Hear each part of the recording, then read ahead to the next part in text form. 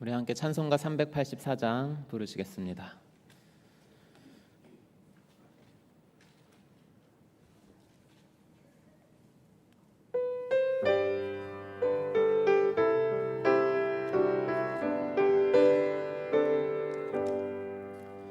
나의 갈 길 다가도록 예수 인도하시니 내 주 안에 있는 긍휼 어찌 의심하리요.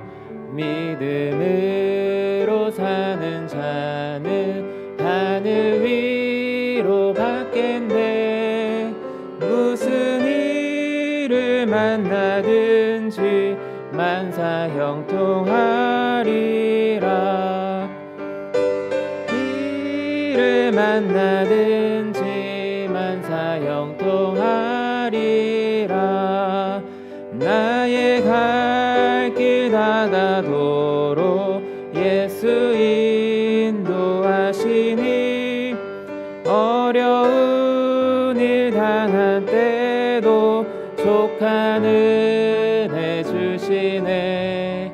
나는 심히 고단하고 영혼 매우 가라나. 나의 앞에 반석에서 샘문하게 하시네. 나의 앞에 반석에서 샘문하게 하시네. 갈 길 다가도록 예수 인도하시니 어찌 큰지 말로 할 수 없도다. 성령 감화 받은 영혼 하늘 날아갈 때에 영영 부를 나의 찬송 예수 인도하셨네. 영영 부를 나의 찬송 예수 인도하셨네.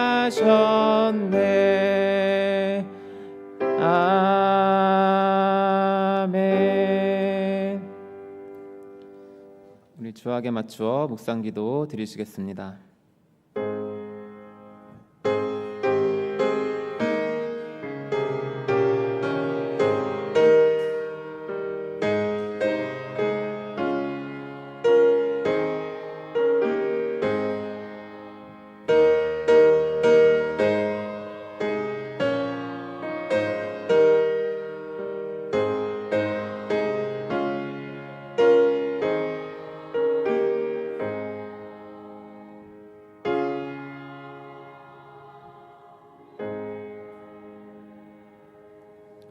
거룩하신 하나님 아버지, 오늘도 주님의 은혜를 힘입어 주님 앞에 담대히 은혜의 보좌로 나아갑니다.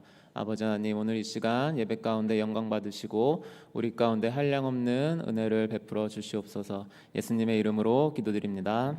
아멘. 우리 사도신경으로 우리의 신앙을 고백하도록 하겠습니다. 전능하사 천지를 만드신 하나님 아버지를 내가 믿사오며 그 외아들 우리 주 예수 그리스도를 믿사오니 이는 성령으로 잉태하사 동정녀 마리아에게 나시고 본디오 빌라도에게 고난을 받으사 십자가에 못 박혀 죽으시고 장사한 지 사흘 만에 죽은 자 가운데서 다시 살아나시며 하늘에 오르사 전능하신 하나님 우편에 앉아 계시다가 저리로서 산자와 죽은 자를 심판하러 오시리라. 성령을 믿사오며 거룩한 공회와 성도가 서로 교통하는 것과 죄를 사하여 주시는 것과 몸이 다시 사는 것과 영원히 사는 것을 믿사옵나이다. 아멘. 찬송가 309장입니다.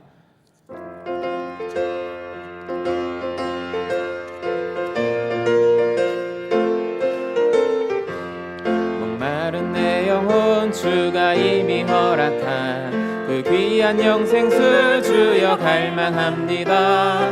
약속 따라서 힘써 강구하오니 오 주여 내 기도 어서 들어주소서. 예수의 사랑 예수의 사랑 바다 물결같이 내게 임하니 영광의 물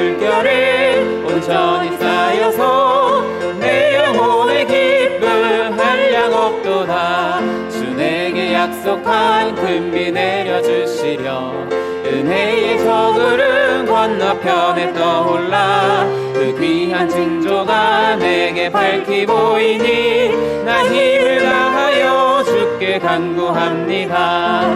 예수의 사랑 예수의 사랑 바다 물결같이 내게 임하니 영광의 물결에 온전히 쌓여서 내 영혼의 기쁨 한량없도다. 은혜의 쏟아빛 지금 흡족히 내려 구원의 큰 강물 흘러차고 넘쳐서 내 추한 모든 죄 모두 씻어버리니 나 지금 은혜를 충만하게 받았네. 예수의 사랑 예수의 사랑 바다 물결같이 내게 임하니 영광의 물결에 온전히 쌓여서 내 영혼의 기쁨 한량없도다. 그 차고 넘치는 주의 은혜의 물결 힘차게 밀려와 내게 만족합니다. 오 할렐루야로 주를 찬송하오니 내 맘의 기쁨이 항상 충만함이라. 예수의 사랑 예수의 사랑 바다 물결같이 내게 임하니 영광의 물결에 온전히 쌓여서 내 영혼의 기쁨 한량없도다. 아멘. 이 시간 박연수 권사님 나오셔서 대표기도 해주시겠습니다.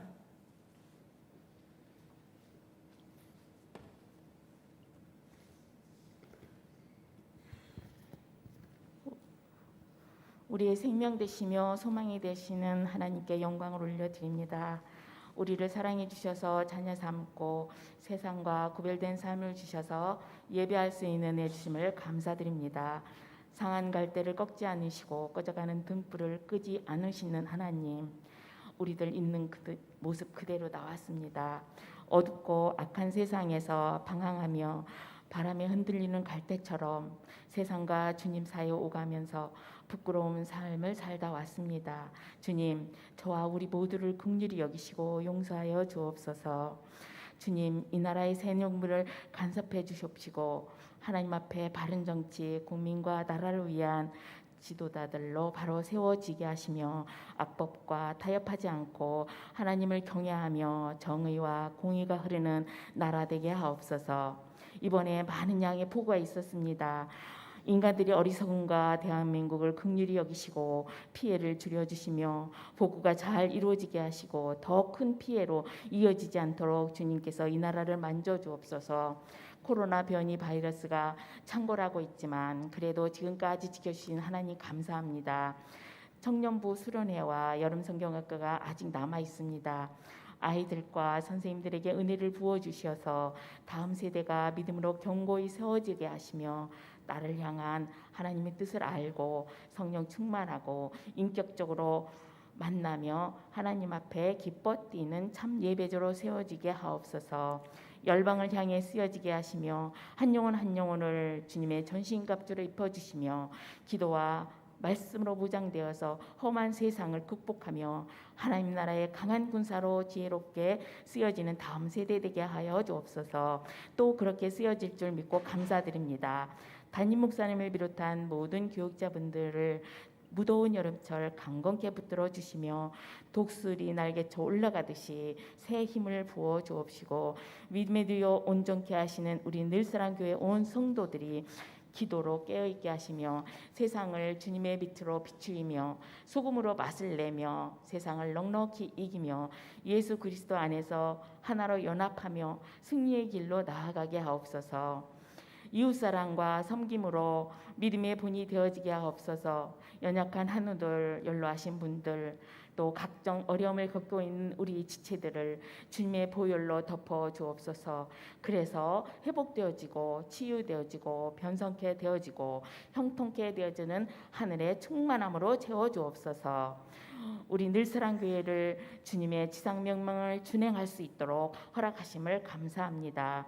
선교사님들의 안위를 황무지에서 짐승이 부르짖는 광야에서 만나시고 호위하시며 보호하시며 주님의 눈동자와 같이 지켜주시며 지금의 힘든 현실을 잘 극복할 수 있도록 건강과 모든 여건들을 채워 주옵소서.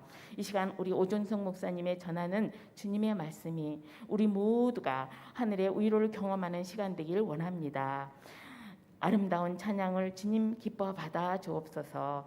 사랑의 눈으로 우리를 아무 때나 바라보시며 세상이 줄 수 없는 하나님 주시는 기쁨과 평안이 넘쳐나게 하실 우리 구주 예수 그리스도 이름으로 기도합니다. 아멘.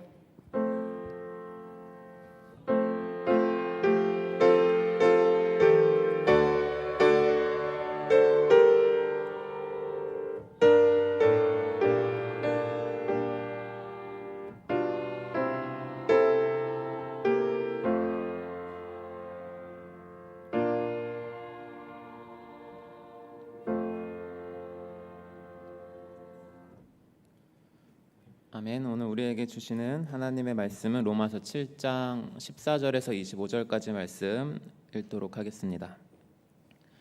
로마서 7장 14절에서 25절까지 말씀입니다. 우리 함께 한 목소리로 합독하도록 하겠습니다. 시작. 우리가 율법은 신령한 줄 알거니와 나는 육신에 속하여 죄 아래에 팔렸도다. 내가 행하는 것을 내가 알지 못하노니 곧 내가 원하는 것은 행하지 아니하고 도리어 미워하는 것을 행함이라. 만일 내가 원하지 아니하는 그것을 행하면 내가 이로써 율법이 선한 것을 시인하노니 이제는 그것을 행하는 자가 내가 아니요 내 속에 거하는 죄니라. 내 속 곧 내 육신에 선한 것이 거하지 아니하는 줄을 아노니 원함은 내게 있으나 선을 행하는 것은 없노라. 내가 원하는 바 선은 행하지 아니하고 도리어 원하지 아니하는 바 악을 행하는도다. 만일 내가 원하지 아니하는 그것을 하면 이를 행하는 자는 내가 아니요 내 속에 거하는 죄니라. 그러므로 내가 한 법을 깨달았노니 곧 선을 행하기 원하는 나에게 악이 함께 있는 것이로다. 내 속사람으로는 하나님의 법을 즐거워하되 내 지체 속에서 한 다른 법이 내 마음의 법과 싸워 내 지체 속에 있는 죄의 법으로 나를 사로잡는 것을 보는도다. 오라 나는 공고한 사람이로다. 이 사망의 몸에서 누가 나를 건져내랴. 우리 주 예수 그리스도로 말미암아 하나님께 감사하리로다. 그런즉 내 자신이 마음으로는 하나님의 법을 육신으로는 죄의 법을 섬기노라. 아멘.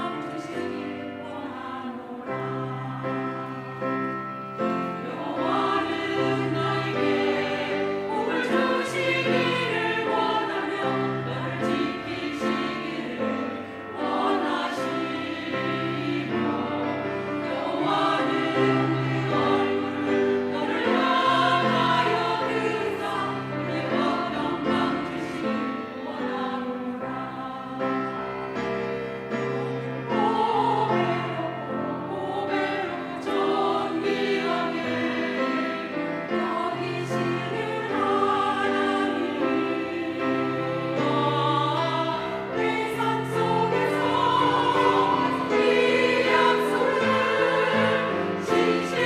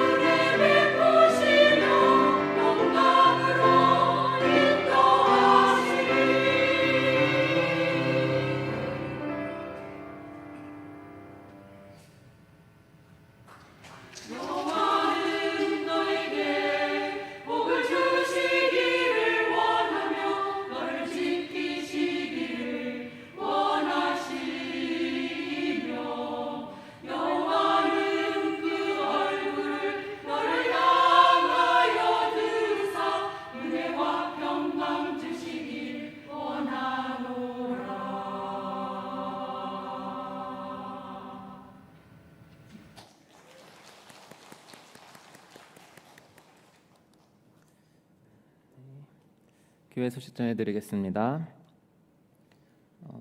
식당 운영 중단 소식입니다. 최근 코로나19가 다시금 확산 중인 것과 휴가철 등으로 인해 한시적으로 8월 한 달간 식당 운영을 중단합니다. 그리고 돌아오는 오후 예배 주님 사랑, 이웃 사랑 중 치유가 넘치는 교회 시간이 있습니다. 그래서 나누어 드린 교재 치유입니다.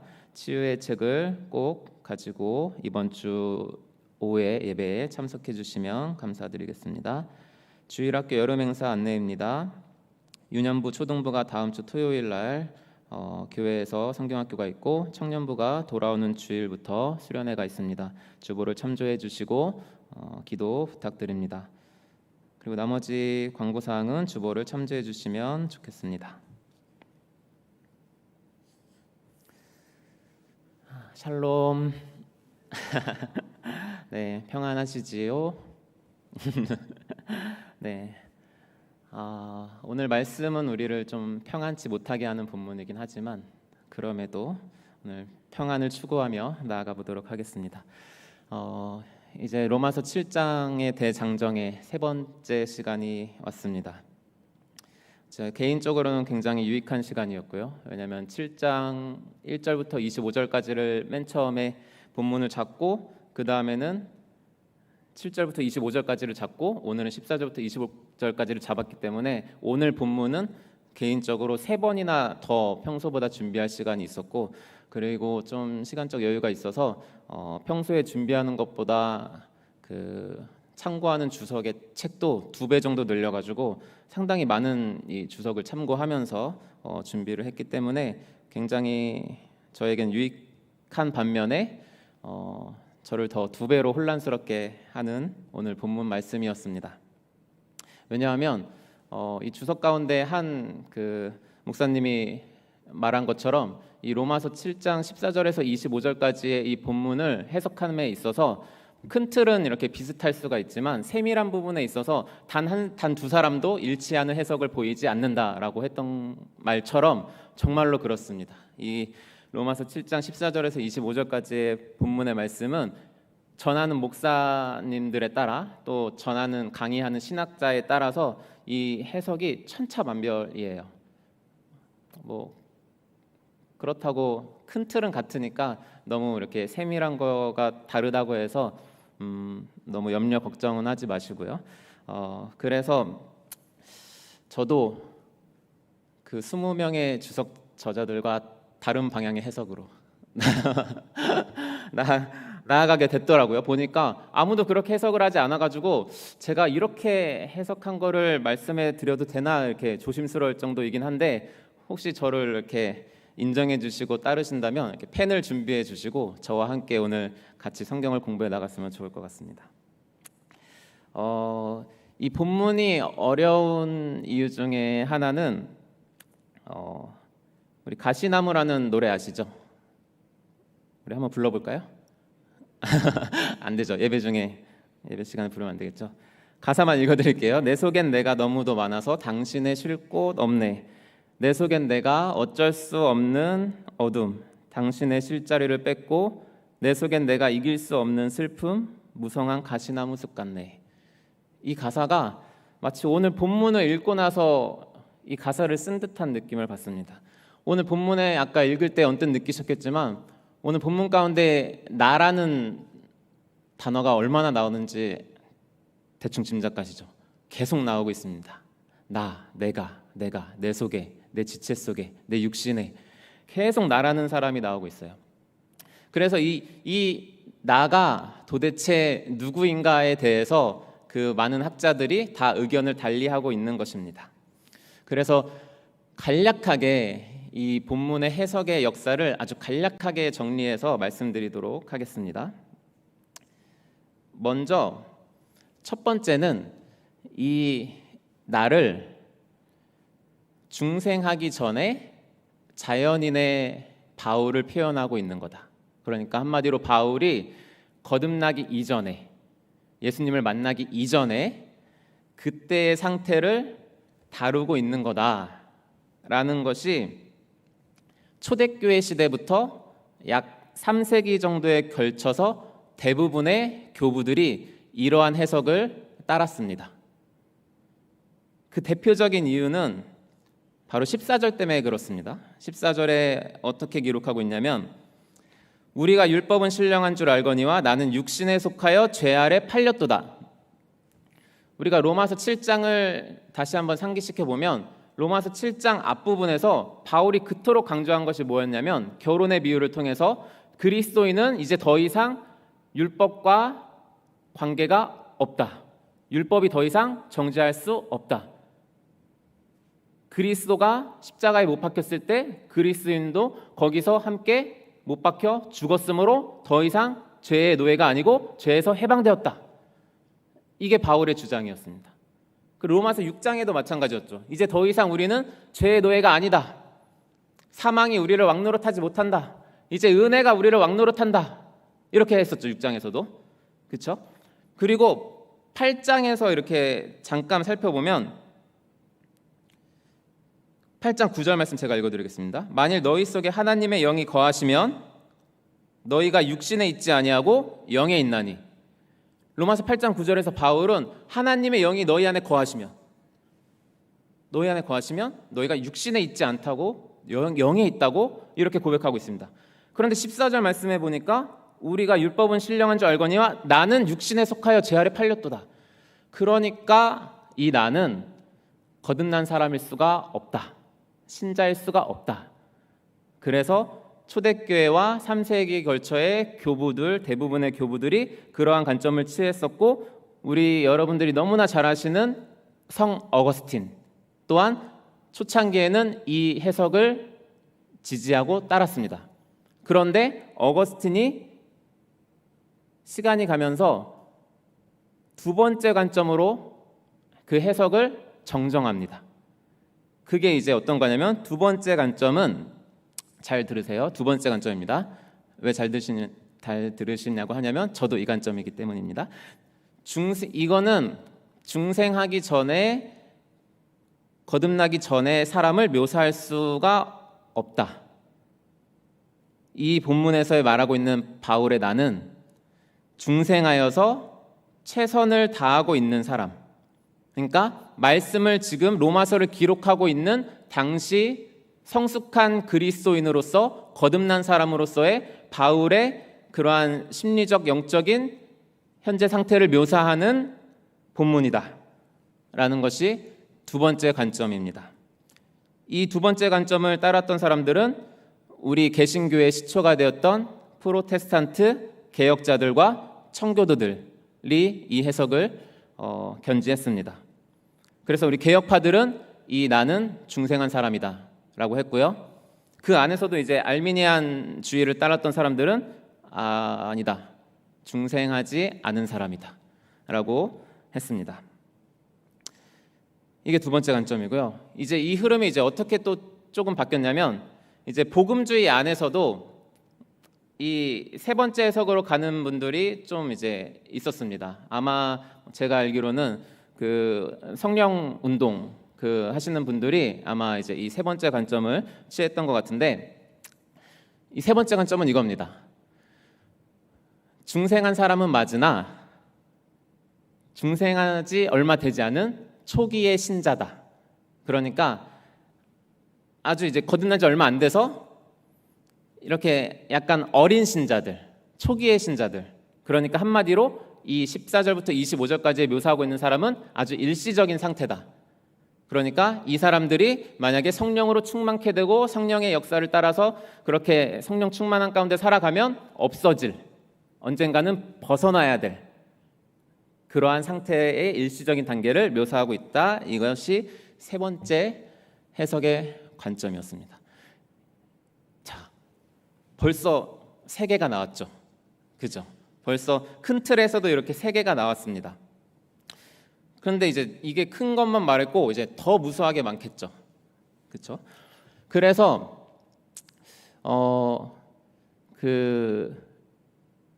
여러분들도 잘 아시는 마틴 로이드 존스 목사님 있지 않습니까?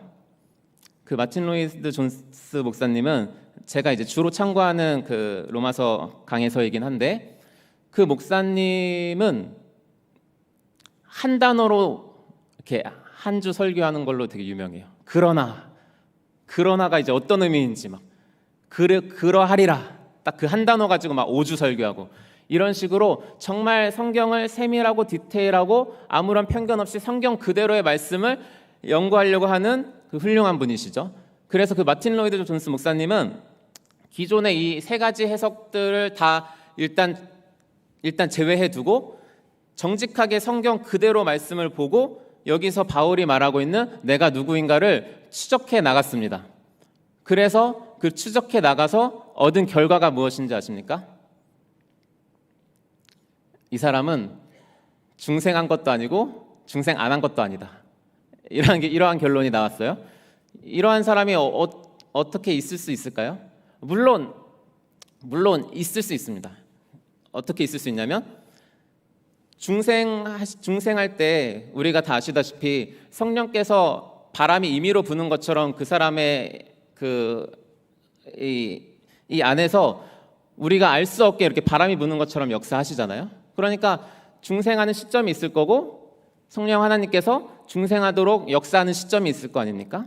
그래서 마틴 로이드 존사님은 그 시기를 표현한다라고 주장을 해서 이 네 번째 해석으로 아주 소수 의견으로 나가셨죠. 자, 간략하게 말씀드린다고 했는데 간략했는지 모르겠네요. 자, 어쨌든 이 이제 해석 가운데 저는 큰 틀에서 두 번째 견지를 따라서 오늘 말씀을 살펴보려고 합니다. 두 번째 해석의 견지가 뭐였죠? 중생하여 최선을 다하고 있는 사람. 말씀을 기록할 당시에 바울. 이 큰 틀 안에서 오늘 말씀을 먼저 세밀하게 탐구해 보도록 하겠습니다. 그래서 여러분들의 이해를 돕기 위해서 제가 도식화 자료를 조금 만들었습니다. 우리 첫 번째 도식을 한번 틀어주세요.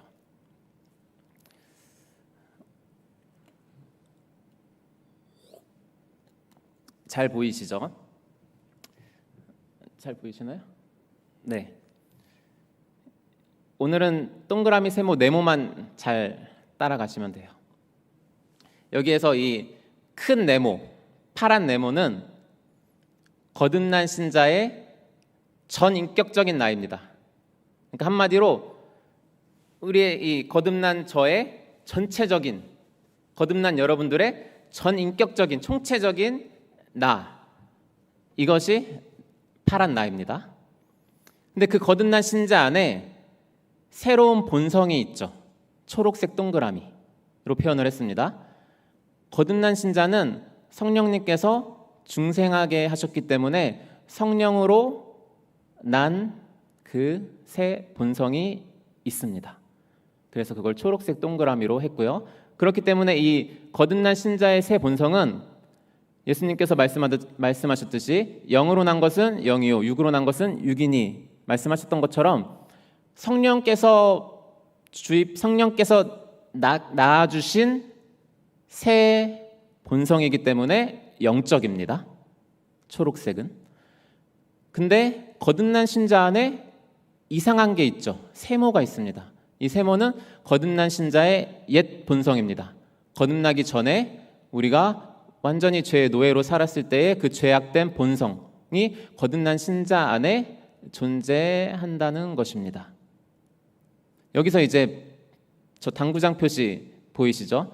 여기서 이제 조심할 게 영지주의적 이원론 해석을 좀 조심하셔야 되는데 뭐 어려운 말이니까 그냥 쉽게 말씀드리면 아까 거듭난 본성이 새 본성이 영적이라고 말씀드렸죠. 그래서 뭔가 우리 안에 우리의 영은 깨끗하고 죄 없고 우리의 육체, 우리의 육신은 악하다. 이런 식으로 완전히 분리해서 해석하면은 안 된다는 것을 주의사항으로 말씀드리고 싶고요.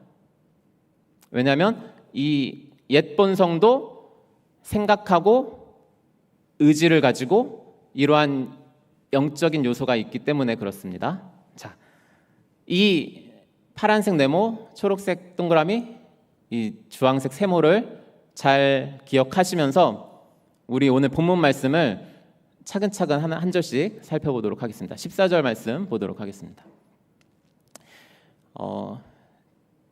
제가 그 해석이 저만 해석했다고 하는 게 바로 이 부분입니다. 그 20권의 주석서 중에 아무도 이 14절의 나를 옛 본성으로서의 나라고 해석하신 분이 아무도 없더라고요. 그래서 제가 이 부분이 좀 사실은 조심스럽고, 그래서 겸손하게 제가 틀릴 수 있음을 인정하면서 살펴보려고 합니다. 14절에 우리가 율법은 신령한 줄 알거니와, 그런데 이 나는 어떤 나라고 꾸며줬냐면 육신에 속한 나입니다. 육신에 속한 나. 이 육신에 속한 나는 죄 아래 팔렸도다. 죄의 노예와 같은 상태라는 것입니다. 이 나는요. 자, 그런데 15절 말씀 가보실게요. 15절 말씀에서 내가 행하는 것을 내가 알지 못해요. 14절에서 그 일반적인 그 거듭난 사람의 상태를 묘사했죠. 육신에 속한 내가 죄 아래 팔렸다. 그래서 이제 그 상태에 있는 거듭난 신자의 이 행동을 15절에서 묘사해주고 있습니다. 그 사람의 이 일반적인 행동이 어떻게 나타나냐면, 내가 거듭난 전 인격적인 이 파란 내가 행하는 것을 내가 알지 못해요. 내가 왜 이거를 하고 있지? 왜냐하면 내가 원하는 것을 행하지 않는다는 거예요. 이 나는 누구죠? 초록색 나, 이 거듭난 본성, 내 새 본성이 원하는 것은 하나님의 거룩하신 율법을 따라 선한 것을 하고 싶습니다. 그런데 내가 원하는 것은 행하지 않고 오히려 이 내가 미워하는 것을 행한다는 거예요. 바울 자신도 그렇다는 것입니다. 자, 16절로 갈게요. 그래서 이렇게 행동하는 것을 보니까 16절, 17절에서 그 행동을 통해서 바울이 추론을 합니다. 추론을 해요. 만일 내가 원하지 아니하는 그것을 행하면, 내가 원하지 아니하는 그것, 내 거듭난 새 본성이 원하지 아니하는 그것. 쉽게 말하면 이 거듭난 본성은 하나님을 마음을 다하고 뜻을 다하고 힘을 다하고 내 모든 것을 다해서 사랑하고 싶습니다. 내 이웃을 향해서 내 목숨을 버릴 정도로까지, 내 목숨을 버려서라도 내 이웃을 사랑하고 싶어하는 그 본성의 원함이 있습니다.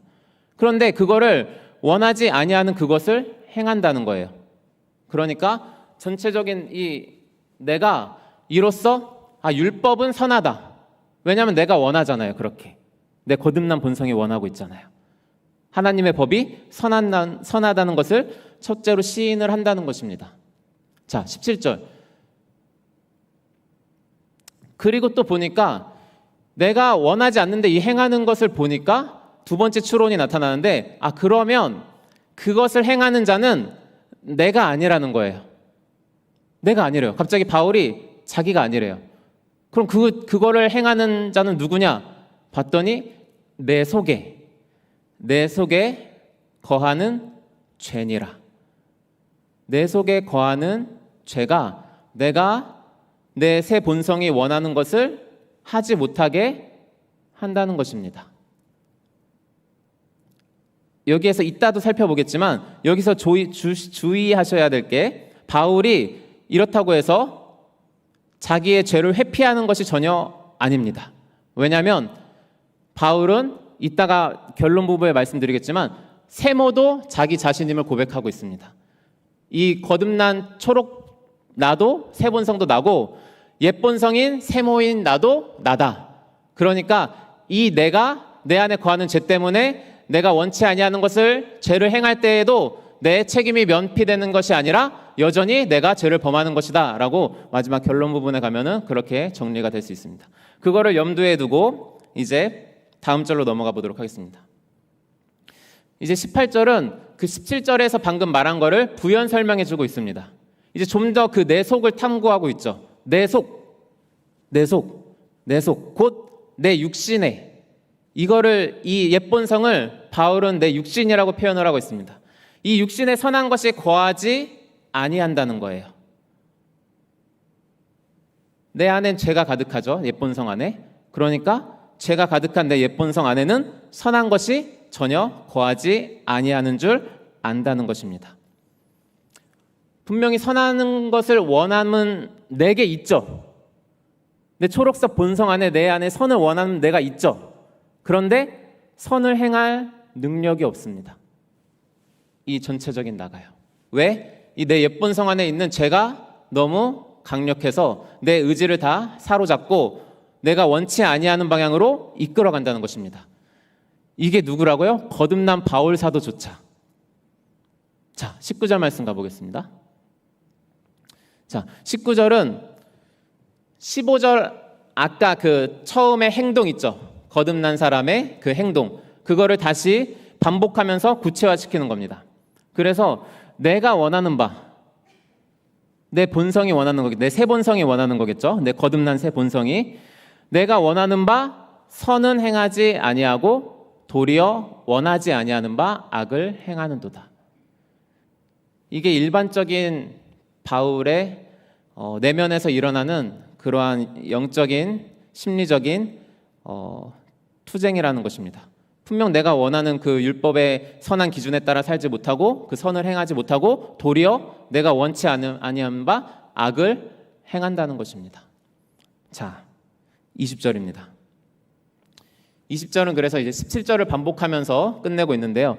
그래서 만일 내가 원하지 아니하는 것, 내 새 본성이 원하지 아니하는 그것을 하면 이를 행하는 자는 내가 아니요 내 속에 거하는 죄니라. 다시 한번 바울이 17절의 말씀을 반복해서 말하고 있죠.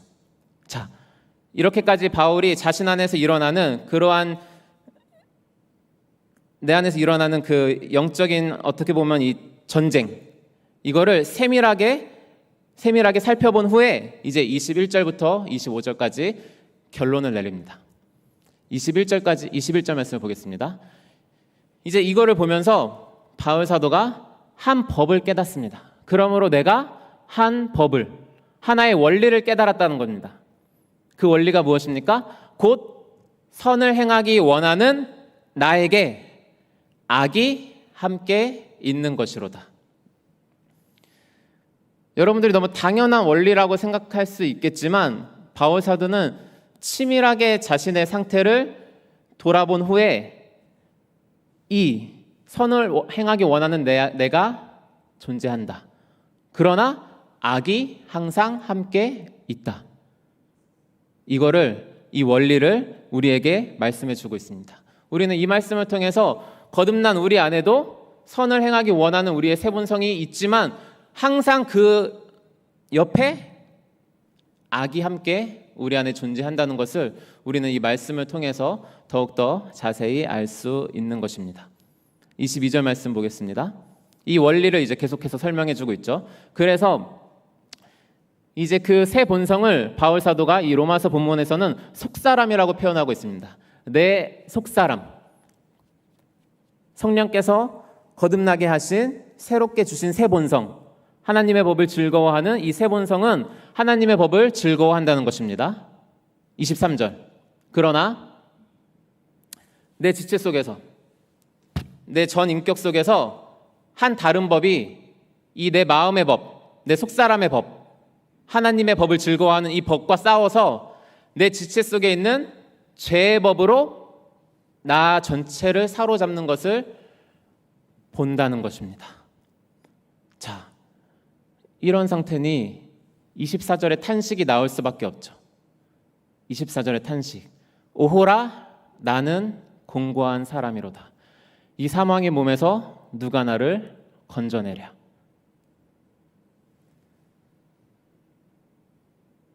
이 탄식이 나올 수밖에 없지 않겠습니까? 그렇죠? 우리 사람이 내가 원하는 것을 해야, 원하는 것을 내가 행동해야 이게 일치가 되어야 우리가 혼란이 없고 우리가 평안하고 우리가 행복합니다. 그런데 원함은 항상 선함에 있는데 내가 원치 아니하는 바 악을 늘 행한다면, 늘 내 안에 있는 옛 본성이 나를 사로잡아서 내가 원치 아니하는 것을 늘 행한다면 이게 얼마나 비참한 일이고 공고한 일이고 괴로운 일이고 슬픈 일이고 정말 주저앉을 만한 일입니까? 이 절망이. 그래서 이 절망, 이 전투, 정말 피비린내밖에 안 나는 이 전투, 이 사망밖에 없는 이 전투에서 누가 나를 건져내랴라고 바울 사도는 탄식하고 있습니다. 근데 이게 누가 그럴지 몰라서 그러는 탄식은 아니죠. 바울은 거듭났기 때문에 알고 있습니다. 그래서 25절에 바로 감사의 고백을 외치죠. 이 사망의 몸에서 건지실 자가 누구입니까? 우리 주 예수 그리스도로 말미암아 하나님께 감사하리로다. 우리 주 예수 그리스도로 말미암아 하나님께 감사하리로다. 이 사망의 몸에서 우리 주 예수 그리스도께서 하나님께서 우리 주 예수 그리스도를 통해서 구원해 주신다는 것입니다.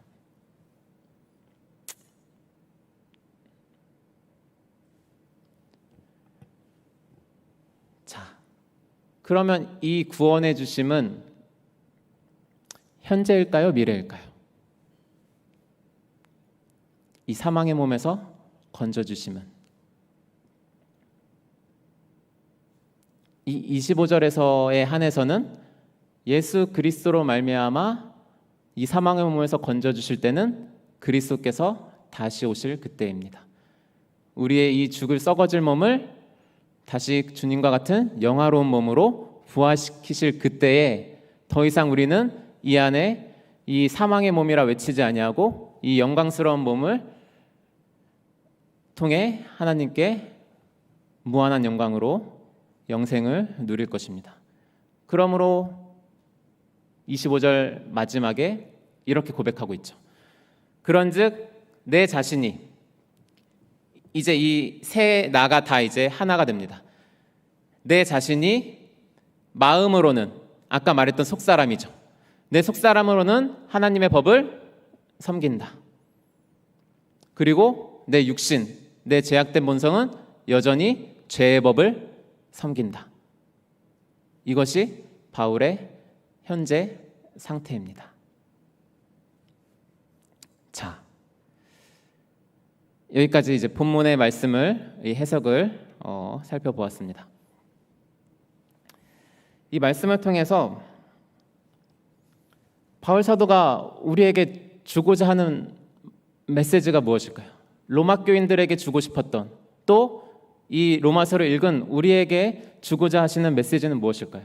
어차피 너희가 예수님이 다시 오실 때까지 너희 안에 죄가 사라지지 않고 너희 안에 악이 존재하니 너희는 그냥 그대로 살아라. 그때만은 그냥 기다리면서 너희 매일의 삶에 그냥 죄와의 싸움 없이 그냥 살아라. 어차피 예수님 오시면 너희는 구원받을 거니까. 바울이 이러한 목적으로 이것을 기록했을까요? 당연히 아니겠죠. 그렇죠? 당연히 아니겠죠. 바울이 이제 이 안에서 지금은 성령의 역할을 7장에서는 주로 다루지 않았지만 이제 8장에 넘어가면 이 싸움 가운데서 성령께서 어떻게 역사하셔서 우리를 승리로 이끌어 가시고 우리의 현재 삶 가운데도 온전하게 우리가 완전히 죄를 없앨 수는 없지만 우리가 죄와 싸워서 이기는 그 길을 8장에서 제시해 주고 있으십니다. 자, 그러므로 오늘 이 말씀을 통해 우리가 두 가지 부분을 살펴보고 말씀을 마무리하려고 합니다. 이 바울이 고백한, 바울이 기록한 이 처절한 내적인 전투가 우리 안에서도 이루어지고 있습니까? 우리가 매일의 삶 속에서 이 영적 전투가 내 안에서 계속적으로 일어나고 있는 것을 우리가 인지하고 있습니까?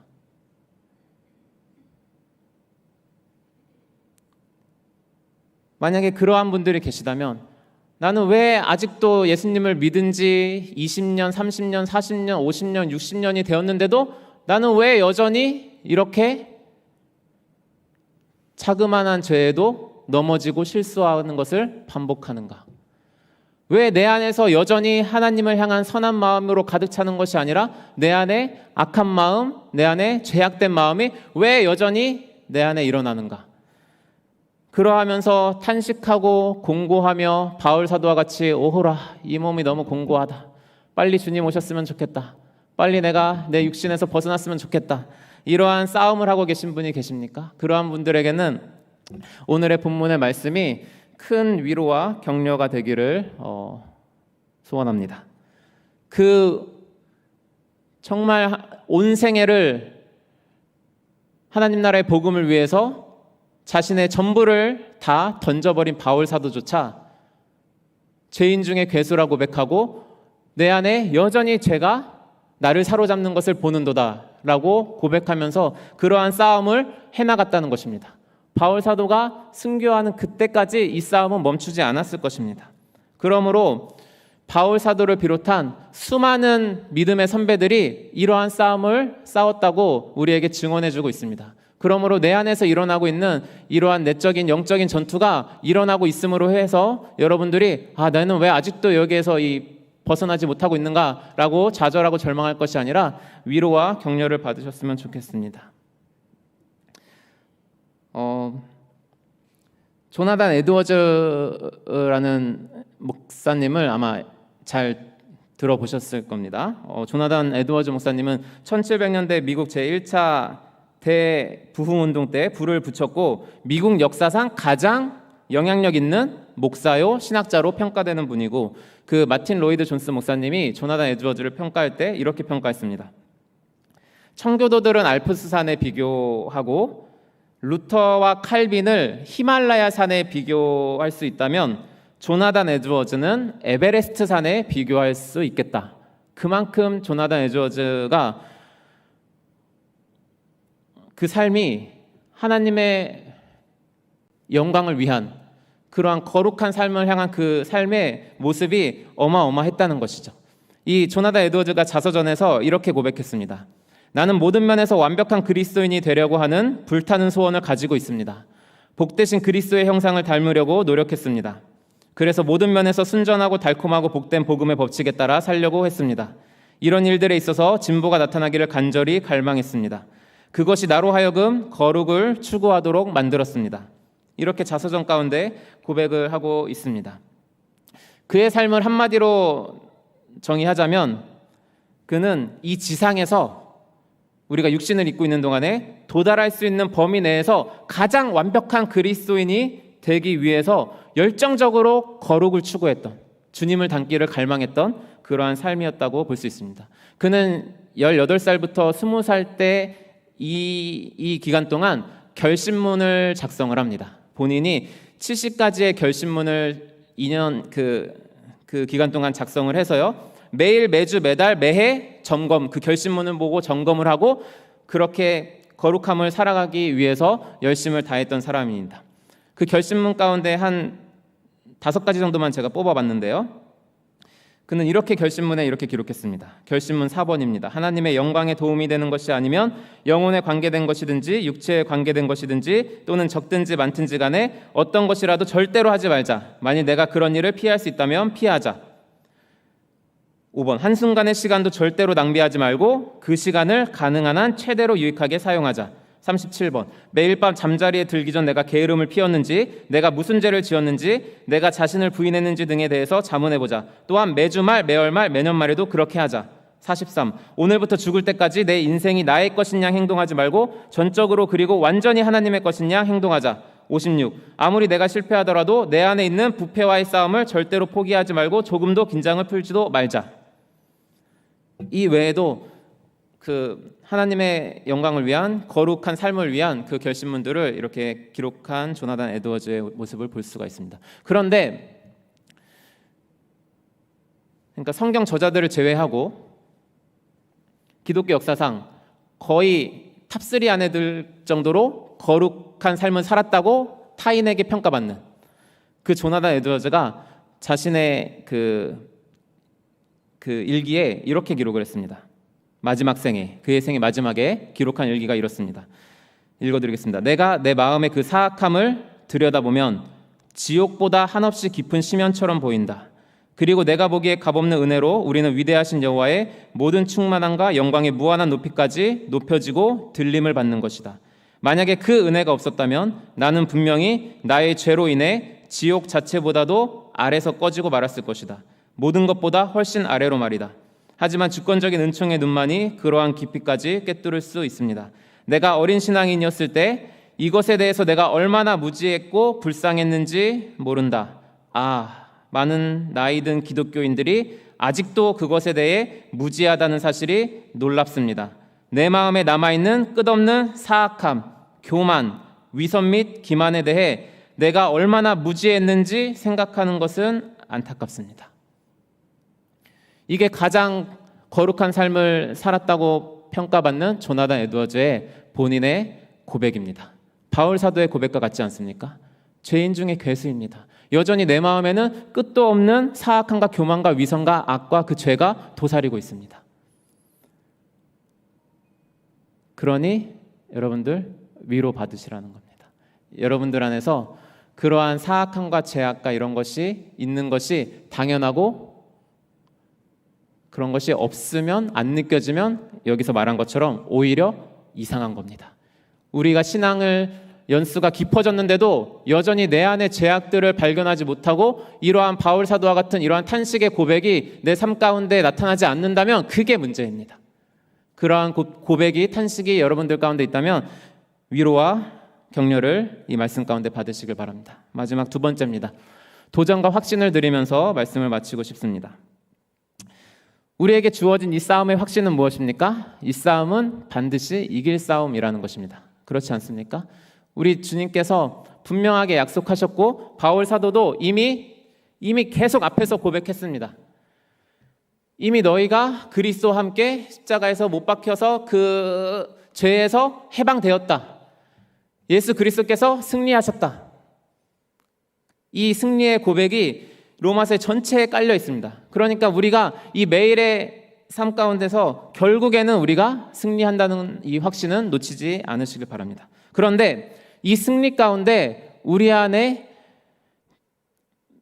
어떠한 일들이 주로 일어나냐면 우리 안에 나태와 태만이 주로 나타나게 됩니다. 우리가 어차피 이겼으니까 내 지금 현실에서 일어나고 있는 이 작은 죄, 그냥 좀 이거 냅둬도 되지. 그냥 굳이 싸우지 않고 그냥 이렇게 살지. 이런 식으로 나태와 태만이 우리 가운데 들어올 수가 있다는 것입니다. 그런 분들에게 도전을 주고 싶습니다. 이렇게 고백한 바울 사도가 골로새서 3장 5절에서 뭐라고 말씀하고 있는 줄 우리가 읽어보도록 하겠습니다. 너무나 잘 아는 말씀입니다. 땅에 있는 지체를 죽이라.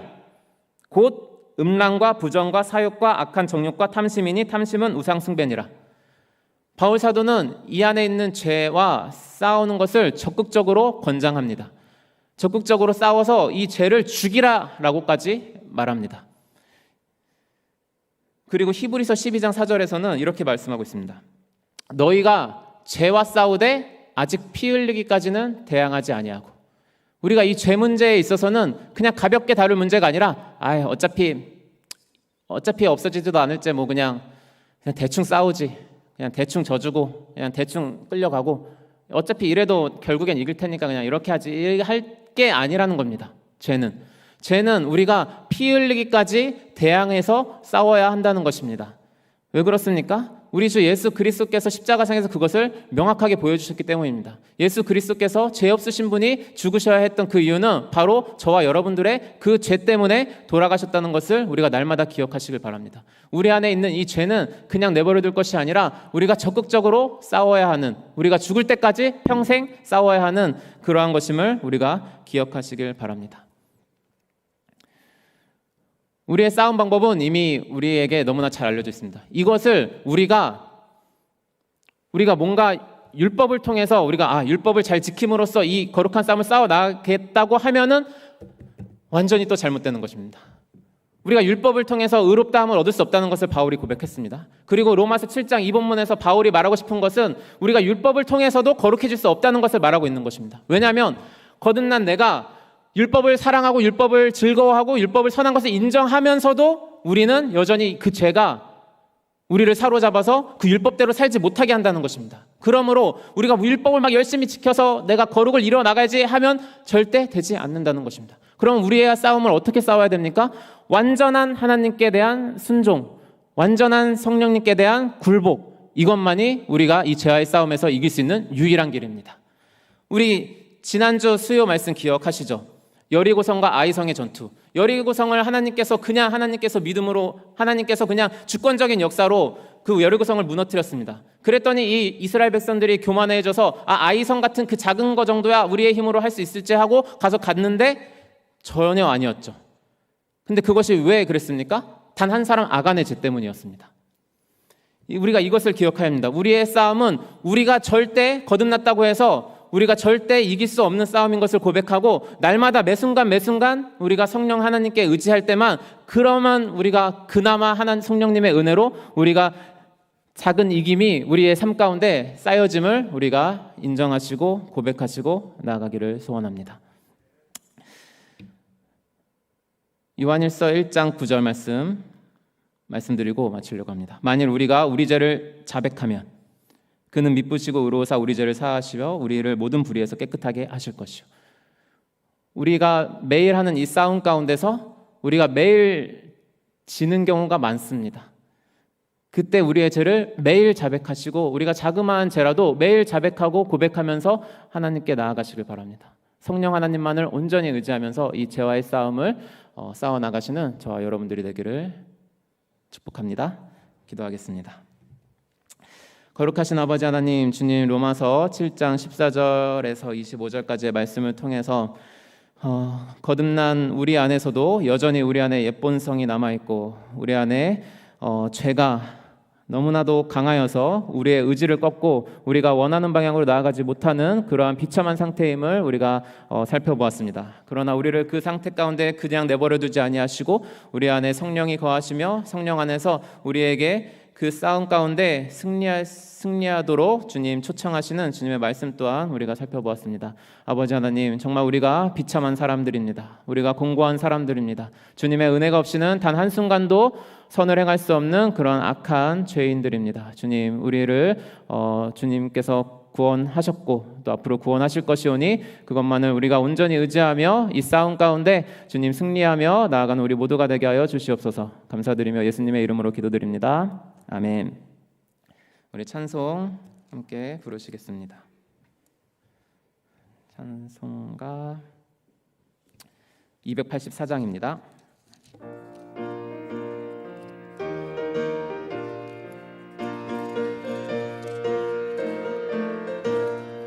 오랫동안 모든 죄 가운데 빠져 더럽기가 한량 없던 우리들 아무 공로 없이 구원함을 얻어 하나님의 자녀 지금 되었네.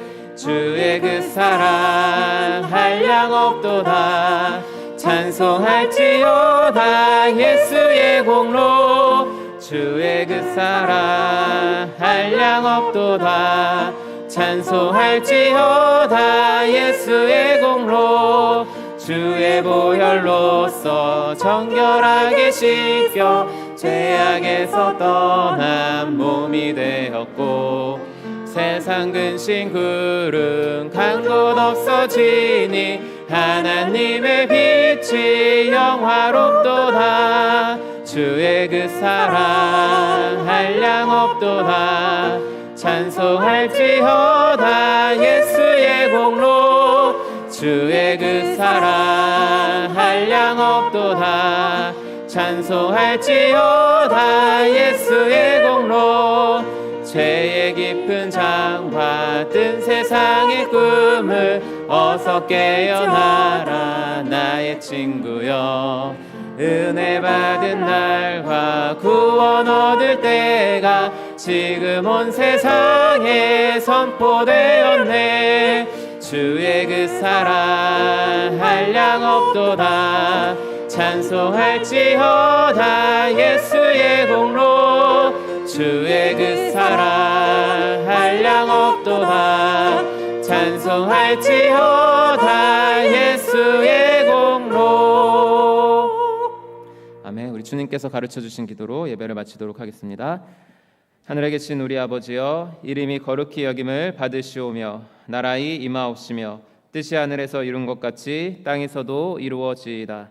오늘날 우리에게 일용할 양식을 주옵시고 우리가 우리에게 죄 지은 자를 사하여 준 것 같이 우리 죄를 사하여 주옵시고 우리를 시험에 들게 하지 마옵시고 다만 악에서 구하옵소서. 대개 나라와 권세와 영광이 아버지께 영원히 있사옵나이다. 아멘.